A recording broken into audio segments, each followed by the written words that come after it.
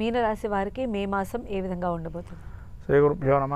శ్రీ మహాగణాధిపతి నమ. సరస్వతి నమ. మీనరాశి వారికి వీళ్ళకి ఈ యొక్క మే మాసంలో, వైశాఖ మాసంలో జన్మంలో శని శుక్రులు, ద్వితీయ నుంచి తృతీయంలో బుధుడు రవి, చతుర్థమందు గురువు,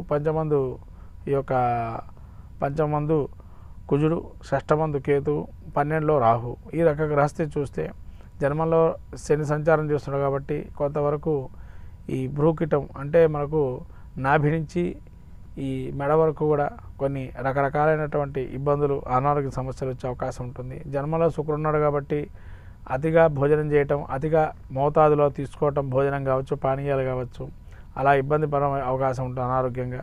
12లో రాహు ఉన్నాడు కాబట్టి విదేశీ పెట్టుబడులు, విదేశీ ప్రయాణాలు కానీ కలిసి వచ్చే అవకాశం ఉంటుంది. విదేశీ విద్య కానీ ఖర్చులు ఎక్కువ పెడతారు. ఖర్చుని అదుపు పెట్టుకోవటం మంచిది. అలానే వీళ్ళకి రవి బుధులు తృతీయంలో ఉన్నారు కాబట్టి తృతీయంలో రవి అనారోగ్యం వచ్చినా కూడా తొందరగా బయటపడే అవకాశం ఉంటుంది. బుధుడు మాత్రం తృతీయంలో ఉండడం అంత మంచిది కాదు కాబట్టి వీరికి తోబుట్టువులే కొంత నైపుణ్యతగా ఆలోచన చేసి వీళ్ళ పైకి తీసుకొచ్చే ప్రయత్నం చేస్తారు. అర్ధాష్టమ గురువు కాబట్టి కొంత వీరికి కంఫర్ట్ జోన్స్లో మంచిగా ఒక సుఖవంత జీవితం గడిపేటువంటి వారు కానీ, వాహనాలకు సంబంధించి కానీ ప్రమాదాలు జరిగే అవకాశం ఉంటుంది. అనుకోకుండా కొన్ని వాహన ప్రమాదాలు జరిగే అవకాశం ఉంటుంది. జాగ్రత్తగా ఉండడం మంచిది. లేదైనా ఈ యొక్క గురువు చతుర్థం ముందు ఉండడం వల్ల పెద్దల వల్ల శాపాలు కలగటం, అంటే పెద్దల్ని దూషణ చేయటం లాంటివి జరిస్తారు. వాటికి దూరంగా ఉండడం మంచిది. పంచమంలో కుజుడు ఉండడం వల్ల ఈ యొక్క సంతానం కూడా మాట వినకపోవటం, సంతాన రీత్యా కూడా ఇబ్బందులు కలగటం, సంతానం కూడా కొంత వ్యతిరేక భావన ఉండటం, అలానే పేరు తెచ్చుకున్న చోటే మీకు ఇబ్బంది పడటం, ఆ పేరు ఉన్నట్టుండి కోల్పోవటం అని కొన్ని మిమ్మల్ని క్రిటిసైజ్ చేయటం, విమర్శన ధోరణి ఉండటం జరుగుతుంది.